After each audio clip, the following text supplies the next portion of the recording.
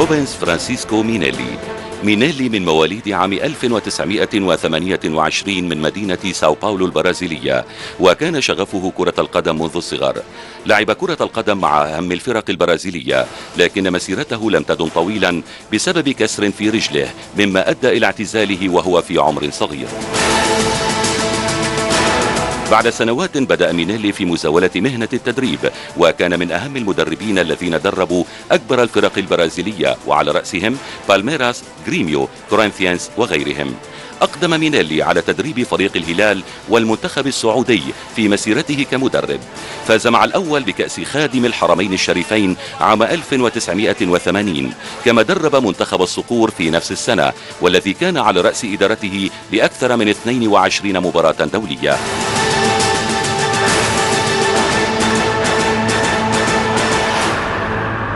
Mais uma vez, senhor Meirelles, mestre dos mestres para mim. Muito obrigado. O engenheiro da história do futebol da Arábia Saudita. Obrigado para essa recepção, de estar com o senhor de novo para falar sobre o futebol de novo. Estamos aqui à sua disposição e relembrar os fatos passados e analisarmos o presente do futebol brasileiro. Me fala da sua opinião sobre o futebol brasileiro na Copa do Mundo dessa Copa passada. Eu fui convidado pelo Filipão, treinador Luiz Felipe Scolari, a fazer uma palestra antes do início do campeonato. E eu vi um grupo muito unido, me parece muito bem armado, e na conversa que eu tive com eles senti que eles estavam todos com excesso de confiança. Mas também do outro lado, um fator muito importante, preponderante no caso, é que o Brasil ganhou a Copa das Confederações. Com o pé nas costas, fez o que quis, meteu 3 na Espanha, que era a última campeã mundial. Então ficou aquela interrogação. A seleção já tem uma base feita, porque era a seleção brasileira, que ganhou a Copa das Confederações. Deveria ser esse o grupo? Ou deveria se modificar alguma coisa? É evidente que dos dois lados haveria crítica. Se mantivesse o grupo como foi mantido e não deu certo, todo mundo achou que tinha que botar outros jogadores. Se tivesse botado outros jogadores e tivesse perdido, o time que ganha não se mexe. Mas, de uma maneira geral, o que eu achei, o que eu senti naquele convívio com os rapazes, naquelas poucas horas que ficamos juntos, é que eles tinham uma preocupação muito grande. A responsabilidade para não fazer com que a seleção não chegasse à final. E isso passou a ser, no meu modo de entender, um comportamento deles nas primeiras partidas. O Brasil não jogou bem nenhum jogo. Ganhou quando ganhou porque era melhor ou porque tinha uma condição individual. O time não se encontrou, a defesa estava falha, o meio de campo sumiu, e foi ganhando sem merecer. E depois alguns fatos relevantes mostraram da responsabilidade que eles tinham, com medo de ser eliminado antes da final. Tanto que quando ganhou do Chile aquele jogo, choraram, como se tivesse ganho a Copa do Mundo. E, infelizmente, contra a Alemanha foi o caos. É um time que estava jogando uma semifinal. 3-0 em 15 minutos, jogando em casa, não podia dar outra coisa. E o time se desencontrou, e foi uma presa fácil para a Alemanha. Acredito até eu que a Alemanha tirou um pouco o pé no fim do jogo, porque senão teria feito mais gol. E o Brasil praticamente não jogou, desapareceu. Nós não tivemos o Neymar, mas com o Neymar também nós não iríamos ganhar da Alemanha. A Alemanha era um time bem montado e teve aquela facilidade que o Brasil deu no início de fazer 3-0 em 17 minutos, 18 minutos. Então, de uma maneira geral, o Brasil foi ao caos. Depois daquilo, está tentando se reerguer, nem ninguém sabe o que vai acontecer. Camal dos pecados ainda depois perde 3-0 da Holanda. Então tomou 10 gols, quer dizer, um time como a seleção brasileira tomou 10 gols nos 2 últimos jogos da Copa do Mundo.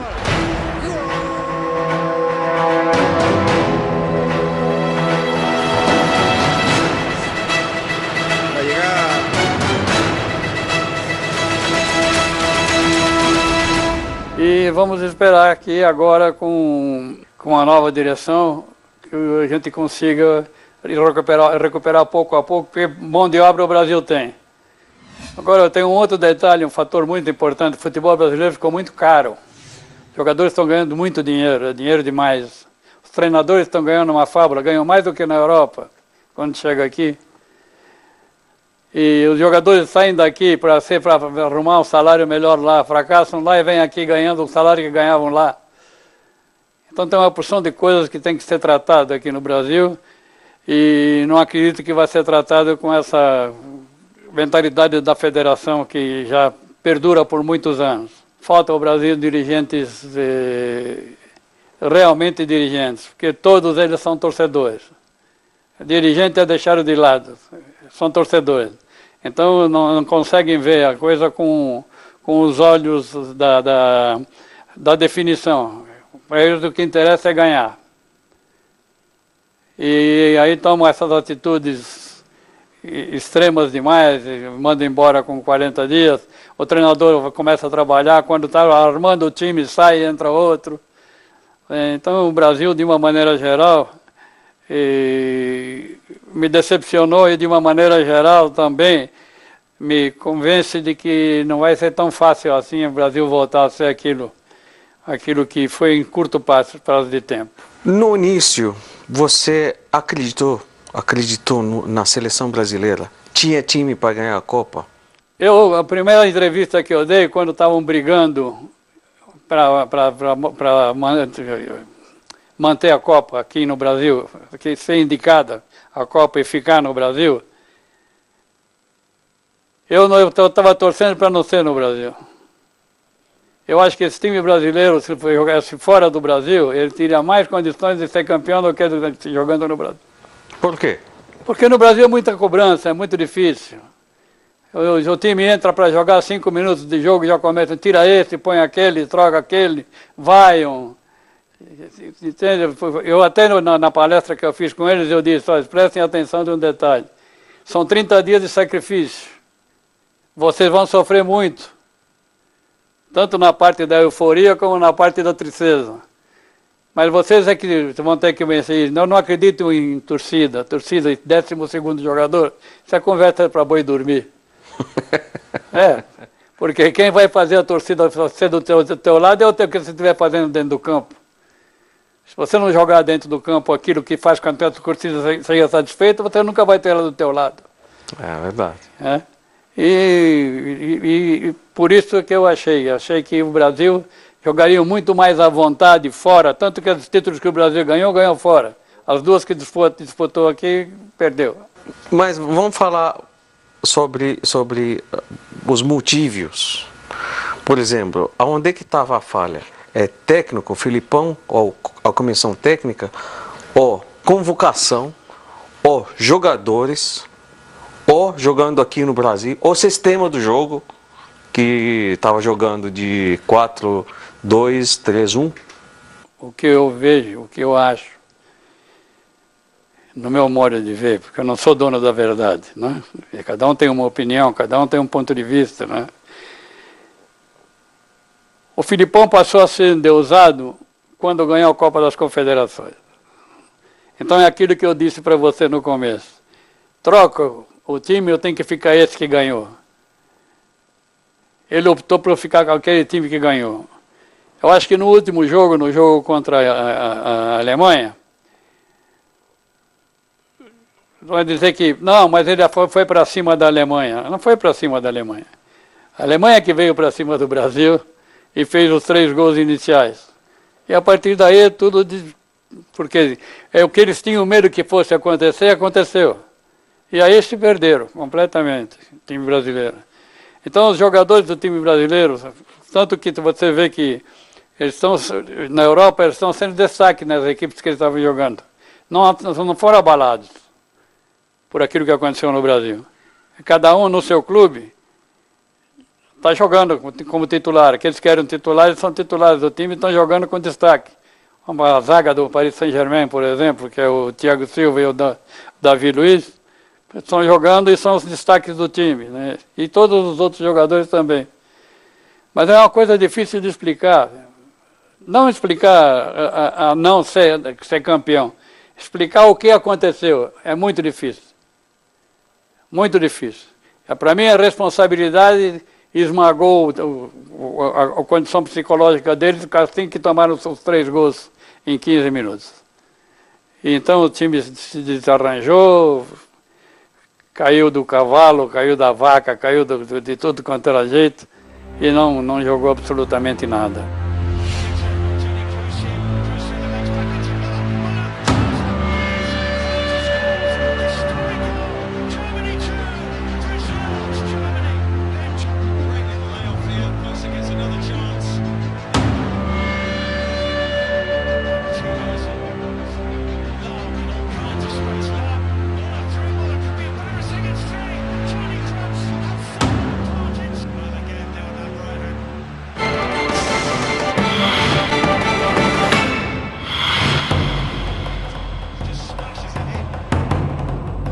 Tem gente que fala que a convocação do Filipão é um dos motivos que a seleção brasileira não rendeu bem. Por quê? Porque escolheu 5 volantes e deixou de convocar, por exemplo, Miranda, que foi o melhor jogador, dos melhores jogadores na Europa no time dele.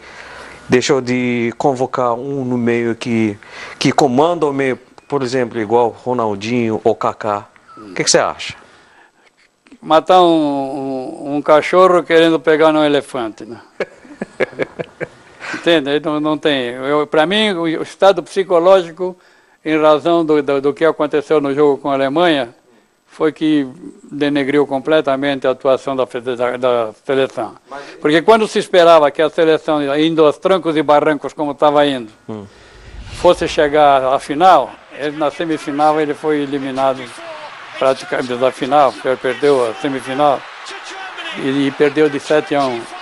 Aí não tem mais como recuperar. Aí vai para terceiro e quarto e dá perde de 3-0. Mas um time já morto, né? Então eu não vejo desse jeito, não. Eu acho que, no meu modo de entender, se fosse o treinador, eu preferia muito mais jogar a Copa do Mundo fora da minha casa do que na minha casa, que eu conheço bem aqui no Brasil como é que é. Em 50 jogamos o campeonato fora porque tiraram fotografia do Já Ganhou no sábado, o jogo era no domingo. E uniformizaram os jogadores com a faixa de campeão, já tiraram a fotografia contra o Uruguai em 50, de campeão, e depois acabou perdendo a final. Isso, políticos no meio. E nessa Copa foi a desgraça total no jogo contra a Alemanha, que era realmente uma equipe muito boa, mas que encontrou muita facilidade. Mas você acha, assim, naquele jogo contra a Alemanha, você conhece o futebol alemão, a seleção alemã é muito forte no meio campo, que sempre vai lá... Eu sei onde é que você está querendo chegar. Aí eu acho que houve, de parte do Luiz Felipe, ele meteu aquele Fernandinho para jogar.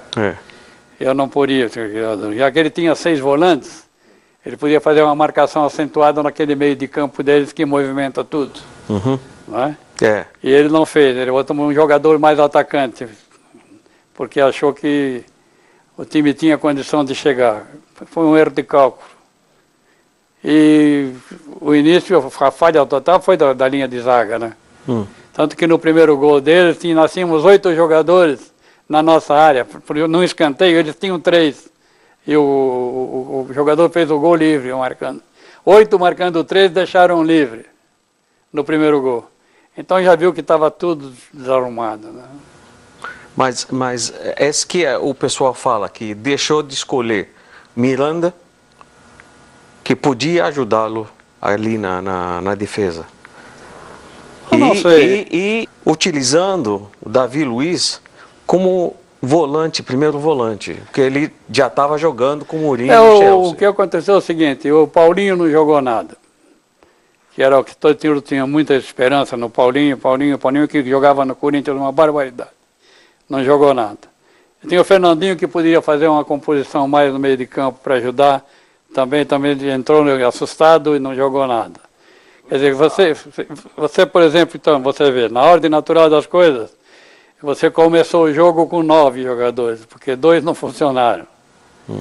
Jogar contra a Alemanha 9 contra 11 é difícil. A Alemanha montada como estava montada. A bola começou a passar na área e entrar. Os gols eram incríveis, né? Com a facilidade com que eles faziam os gols. Parecia que eles estavam treinando, fazendo 2 toques na posição. Se você estava lá no banco da reserva, o que você faria naquele momento? A minha índole era uma índole totalmente diferente do pessoal. Vocês tinham, por princípio ou por qualquer outro motivo, vocês viam a coisa de uma maneira diferente do que eu via, não é? Porque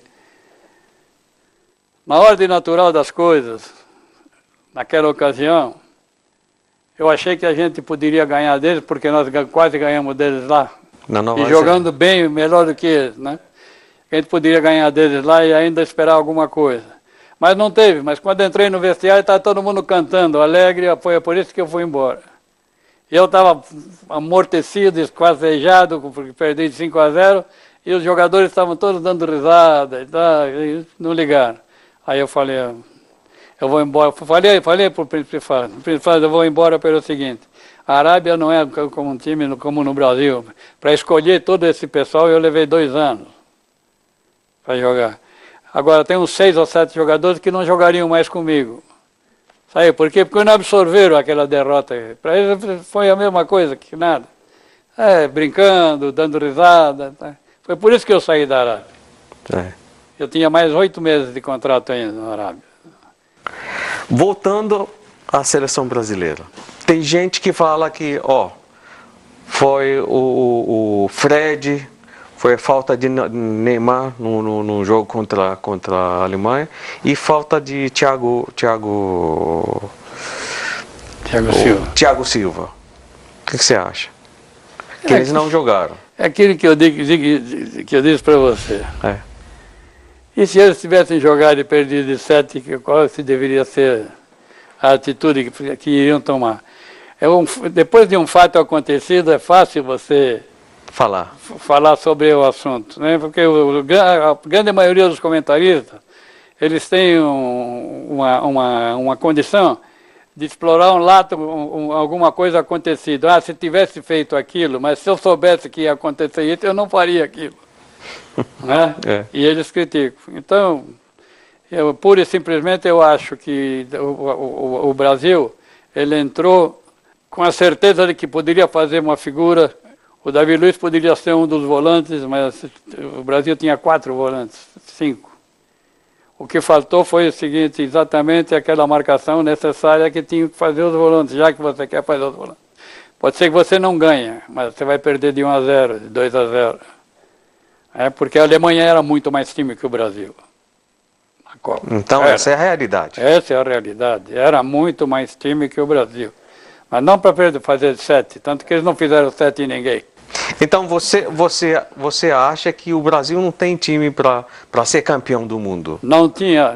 Depois que começou o campeonato eu vi que não tinha, que tinham equipes muito mais preparadas. A Alemanha e a Holanda, principalmente, eram muito mais preparadas que o Brasil. O Brasil também só se classificou porque contra o Chile, se aquela bola que bateu na trave. Na trave. No fim do jogo. O Brasil tem talento agora, no momento? Tem talento? Sabe o que acontece no Brasil? Talento mesmo. Craque mesmo. Craque não tem. Não tem. Não tem. E o Neymar? O Neymar faz parte, já não está mais no Brasil. Está no Brasil, mas não está Então, no futebol brasileiro. deixando o Neymar ao lado. Não tem craque. Nós temos alguns bons jogadores que estão transformando em craques. Mas o cara, para ser craque, ele tem que jogar na seleção do time dele, fazer chover, e fazer no time dele chover, e ser realmente aquele que vai comandar o jogo, aquele que vai virar o jogo. E nós não temos nenhum jogador nessas condições. Embora o futebol tenha se modificado bastante, em razão exatamente de que hoje em dia se faz mais o atleta do que o jogador de futebol aqui no Brasil. Então, a preparação física no Brasil superou tudo. Os jogadores trabalham muito, de uma maneira errada, mas trabalham muito. A parte prática, a parte técnica é que não tem, que o Brasil não tem. Nós temos uma opção de jogadores hoje ganhando 500, 600 mil reais, não sabe chutar com a perna direita ou com a perna esquerda, só chuta com uma perna. Não sabem cabecear. São craques.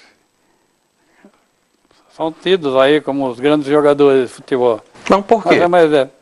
É porque... O Brasil é a terra do futebol. Era a terra do futebol. Agora é a terra do... Aqui o Brasil é a terra do voleibol. Não é mais terra do não, futebol. Brasil, por falta de craque? O Brasil faz falta de craques mesmo. Tem bons jogadores, mas craques tem pouco. O Brasil é o país do voleibol. O Brasil em 10 anos de voleibol ganhou 7 títulos mundiais, feminino e masculino. Essa é a terra do voleibol. Agora o futebol, a última que nós ganhamos, quando foi? Entende? Já não é assim. Todo mundo fala que o Brasil, qualquer competição, é favorito. Por causa da história que o Brasil tinha. Olha. História. Nós temos livros e livros de história. E naquele tempo era assim. Então, naquele tempo era assim, mas hoje não é. Mas eu perguntei ao Filipão, antes da Copa, uns 5 meses antes da Copa, falou para mim, Mohamed Abdijouad, foi entrevistado. Entrevistei ele e falou, Mohamed, o Brasil tem que ser campeão. Falei para ele, tem time? Falou, tem time para ser campeão. Coitado. Não é? Bom, se você vai treinar um time, o seu objetivo qual é que é? De ser campeão. Não é? E você põe aquilo como norma primeira, vai ser campeão. Então ele não podia dizer, vai ser difícil, não, estamos jogando no Brasil, vai ser campeão. E por jogar no Brasil é que eu acho que nós não fomos campeões. Então, me diz 3 motivos que o Brasil saiu desse jeito. 1, 2, 3. Bom, o primeiro motivo foi, como eu disse a você, a Copa das Confederações. E a confiança que já pegou como ganhou bem, jogando bom futebol. Então. Não é? Fred fez gol até deitado. Né? Então, o primeiro motivo foi esse. Ficou então aquela dúvida, vamos manter esse time que ganhou a Copa das Confederações ou vamos fazer outro tipo de convocação? Esse foi um dos motivos. O segundo motivo, a responsabilidade de perder a Copa aqui em casa sem chegar à final. Então, aí isso destruiu psicologicamente todo o time. E em terceiro, a escalação do jogo contra a Alemanha foi equivocada. Eu acho escalação do time? Do time. Do primeiro 11? Dos primeiros 11 que jogaram, foi equivocada porque a estratégia não pôde ser mantida. Você não, por exemplo, o futebol você leva 30 minutos mais ou menos para saber o que o teu time quer. Né? Com 15 nós sabíamos o que a Alemanha queria. Então na hora que você está, bom, o negócio está assim, vamos fazer assim, já estava 3 no lombo. Aí já está. Não tinha como, né? Mas tanto que se ficasse 3-0, eu falei, no intervalo, pode modificar alguma coisa e tal. Se fez um gol, a torcida vai ficar esperançosa e tal. Mas virou 5-0.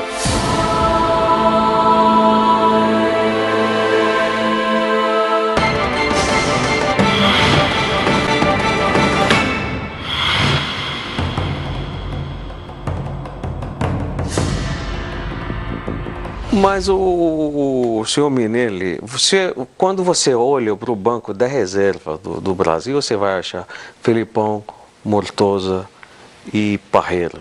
São nomes muito pesados. Bom, então presta atenção. Como o treinador era o Mano Menezes, e entrou a nova diretoria da CBF, o Marinho e o Marco Polo Del Nero, o presidente e vice-presidente da CBF. A primeira coisa que eles fizeram, não foram ver que o Brasil estava começando a se acertar. Porque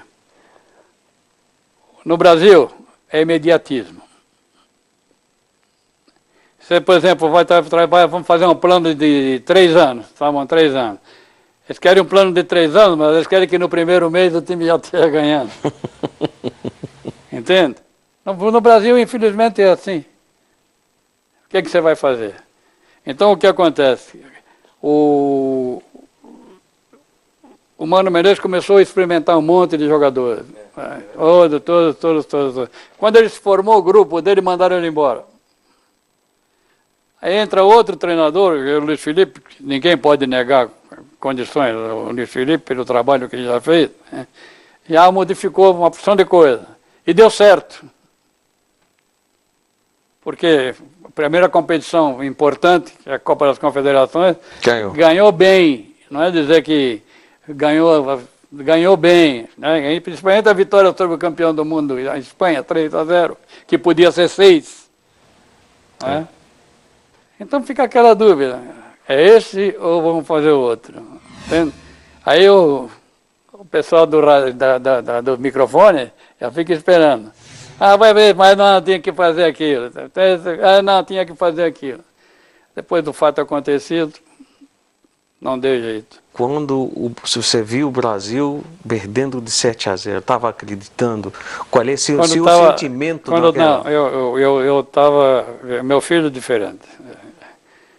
Eu fiquei assistindo quando estava 3-0 e eu estava rezando para não sair o quarto gol, para ficar o primeiro tempo 3-0. Meu filho, quando estava 3-0, ele levantou. Pai, não vou perder meu tempo, já foi. Olha aqui, você é um derrotista. Aí o senhor vai ver. Você vai ver, eu sou derrotista. Eu não vou mais ver esse jogo aí, senão eu vou ficar muito nervoso. Aí fiquei roendo as unhas, eu sozinho. Sentiu muito como brasileiro? Claro. E como profissional? Poxa vida, como sentir? Agora, qual é a sua mensagem para o Dunga? Vai deixar ele trabalhar. Eu acho que tem que deixar... Dunga foi escolhido, tem que fazer uma planificação longa e deixar ele até o fim da planificação. E não vai acontecer, porque vai ter, nessa planificação que eles estão pensando em fazer, vai ter competição. Se perder a competição, já vão começar a pensar em outra. Aí vai o Tite, depois sai o Tite, vai o Totti, depois sai o Totti, vai o Totó. Entendeu? É tudo a mesma coisa. Aí muda tudo, novas esperanças, novas entrevistas. O Brasil tem que botar na cabeça isso. Nós fizemos aquele trabalho na Arábia Saudita porque ficamos quase 3 anos. Só não ficamos 3 anos porque eu pedi demissão, vim embora. Não ia ficar mais. Mas você lembra do começo e se lembra no fim. Quando eu peguei a seleção, o ranking mundial da Arábia Saudita era 22º. Quando eu saí, era 3º. Que nós ficamos fora da Copa do Mundo. E foram os 2 que foram para a Copa do Mundo, né? Foi a Nova Zelândia e o Kuwait. E nós fomos o 3º colocado junto com a China.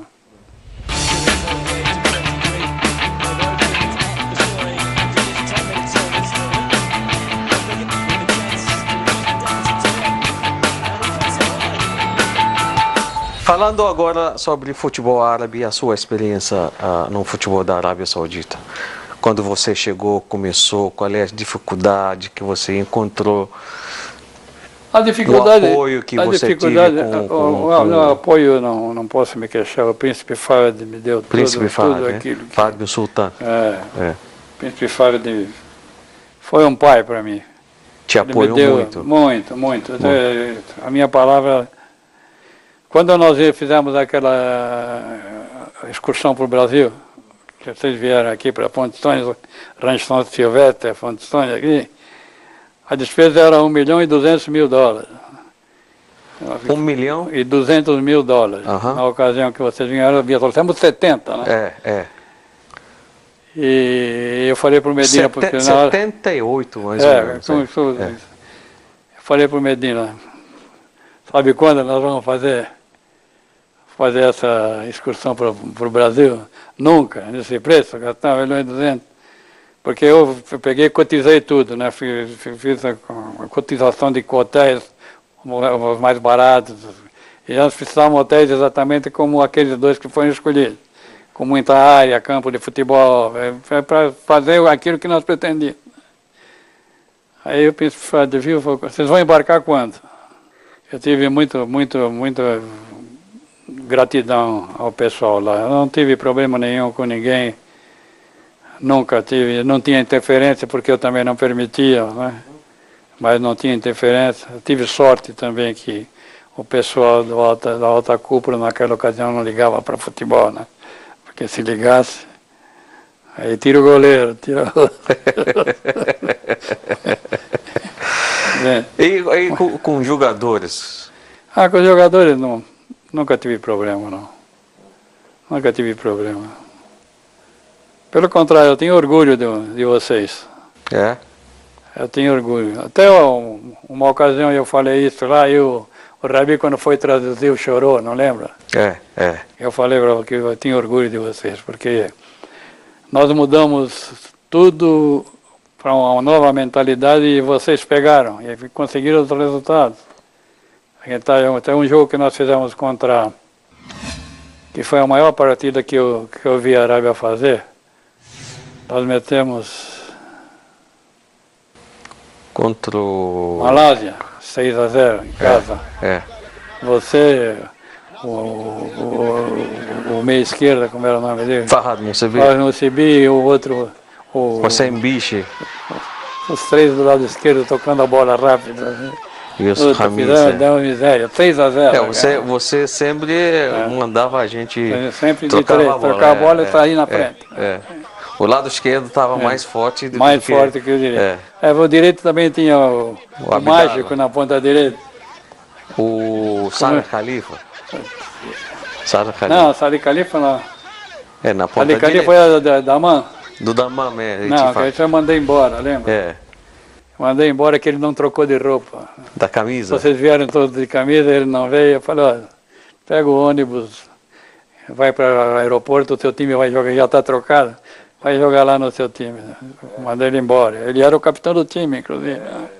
Era boa gente, mas se recusou a pôr a camisa da seleção no treino que nós fizemos. Ele veio com a camisa do time dele e não queria trocar. Não, aquele ponta direita, o Tauan, como é que era? Ponta direita. Ponta direita? Tauan, como que fazia o drible? Tunayan. Tunayan é depois, veio depois. Sim, mas o Tunayan, que é o que marcou bem, foi o Tunayan. E Majid Abdallah, o centroavante? Se machucava muito, né? Mas jogava demais, né? Joga muito? Muito. Ele jogava aqui no Brasil? Jogava. Eu falei aqui isso, quando nós jogamos com o Fluminense no Rio, aquela vez que empatamos com o Fluminense no Rio de Janeiro, eu falei, centroavante joga em qualquer time aqui do Brasil. E tinha time querendo ele? Tinha. Tinha time querendo aqui no Brasil? Aqui no Brasil tinha. Quem? São Paulo. São Paulo queria ele? Naquela ocasião, São Paulo queria. Mas aí o que foi? Por que não foi? Porque não foi porque eu não deixei. Só tinha ele?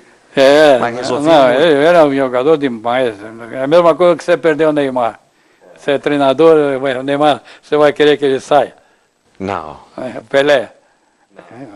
Então você considera o Majid Abdallah É o Pelé daquela época lá na Arábia, né? É. E, Era um e- jogador e o excepcional. Salih Naima, o zagueirão. Nifal era Trombado. negão, saía para marcar. Mandei ele marcar Não tinha Rivelino. medo. Contra o Fluminense, eu mandei marcar Rivelino, lembra? É. Foi expulso.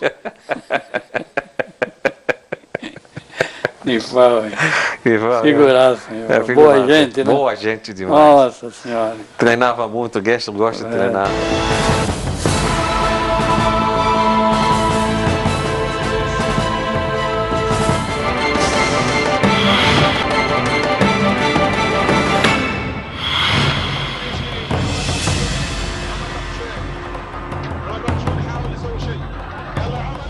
Em termos de disciplina na seleção da Arábia.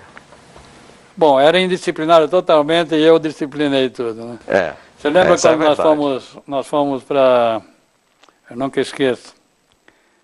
Nós fomos para Singapura Uhum. e ganhamos 2-0. Eu botei, não sei quem que eu botei de centroavante e um back. Fez os 2 gols. É. Mas eles não jogaram. Depois mandei embora. Tinha um negão, como é que era, que é meia direita? Osman Marzouk? Marzouk? É, O- Osman Mabrouk, né? Marzouk. Mabrouk, é. Era um fortão. Assim, Fortão. Dava risada. Assim, Dava risada, dava risada. Jogava no meio. Foi, jogava no meio. Tirei ele do time, foi daí que eu também já fiquei de olho no... Farhad Moussabir? Não, Fahd Moussabir não. No Tunayan? Califa, Salih Califa, que É. ele também foi daquela turma lá. O centroavante também, era aqueles mais veteranos. O centroavante Saud Jassim. É. Saud. Saúde, é. Saud Jassim. O canhoto. Foi. Forte. Eu fui nos quartos para ver, ele não tinha. Os quartos eu peguei as chaves do quarto. Peguei as chaves todas, foi quando ele chegar, manda no meu quarto para pegar as chaves para dormir. É. Aí foi com aquela cara. Aí eu vi quem era. E Tunayan? O Tunayan era meio maluquinho, mas eu não tive problema com ele, não. De uma maneira geral, ele Mas era joga meio muito, desligado. né? Jogava muito. Né? Muito, mas que jogador. Jogava aqui no Brasil? Eu acho que jogava. Jogava? Eu acho que jogava aqui no Brasil. Agora, o Majid Abdallah era mais jogador para jogar no Brasil.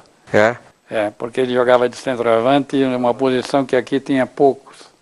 Qual é o forte do Majid Abdallah, você achava naquela A época? inteligência e colocação e a habilidade. Era inteligente Velocidade, para né? jogar. Ele sempre se colocava numa situação em que, se a bola vier para ele, Ele faz ele gol. ele não tinha o adversário perto. Mas se você está aqui, o back, a jogada começava, ele não ia em cima de você para disputar a bola com você. Ele se colocava num lugar vazio. Que ele Aí a bola ia para ele, resolvia. como o Romário fazia É. muito disso, né? Mas foi muito bom.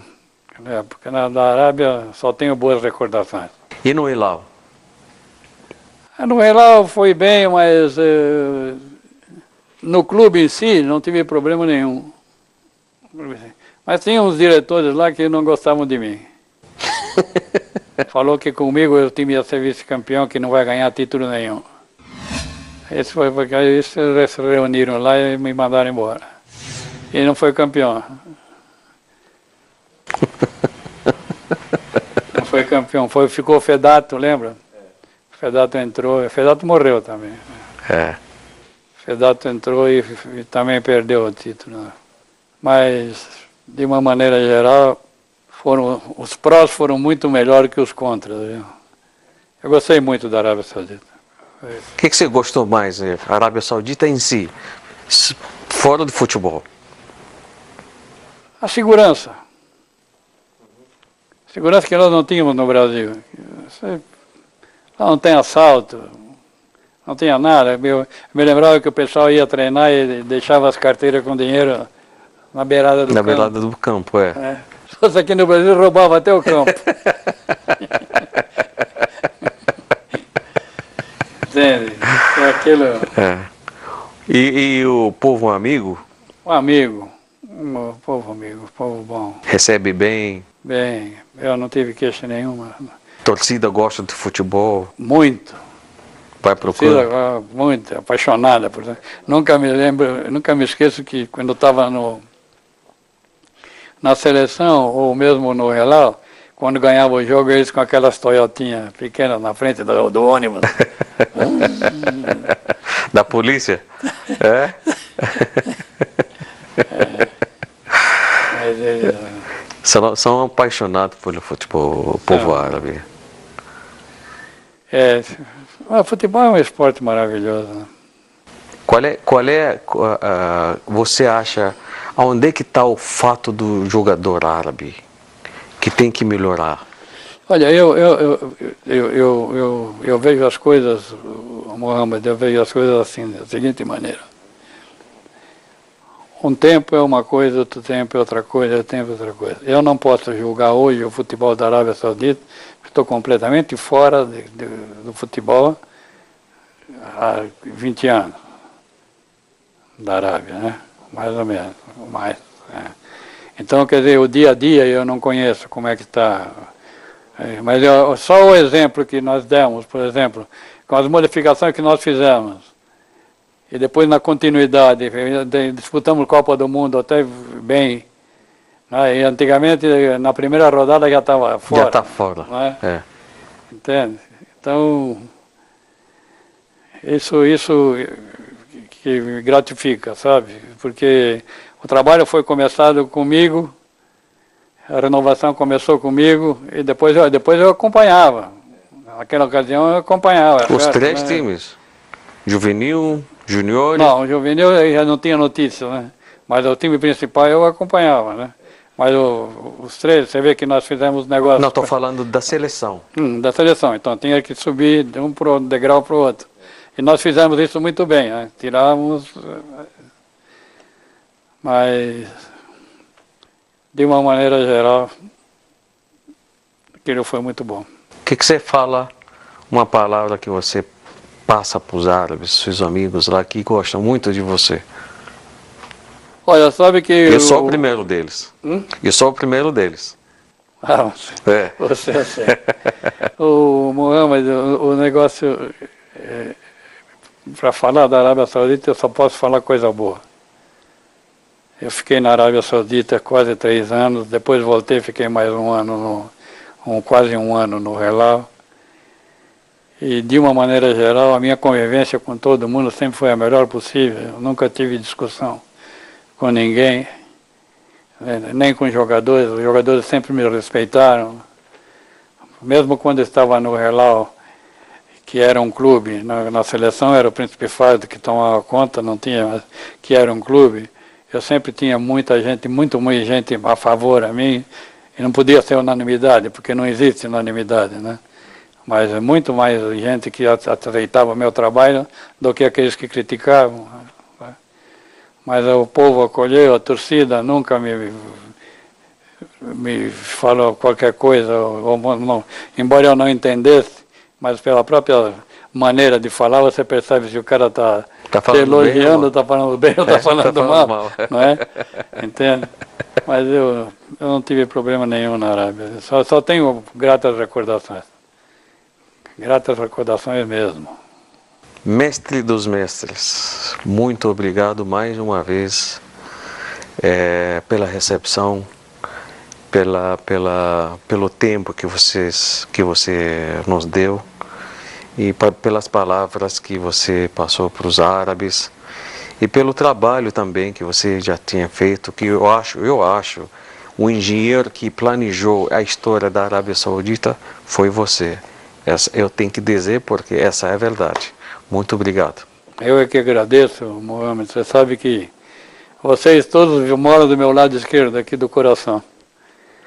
Aqueles amigos que ficaram, aqueles que já se foram, mas da Arábia eu só tenho boas recordações. Eu e a minha família.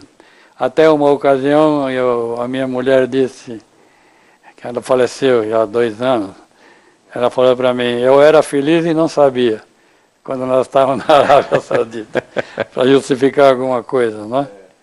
Então, essa é a recordação que nós temos da Arábia Saudita e do povo árabe. Muito obrigado. Obrigado.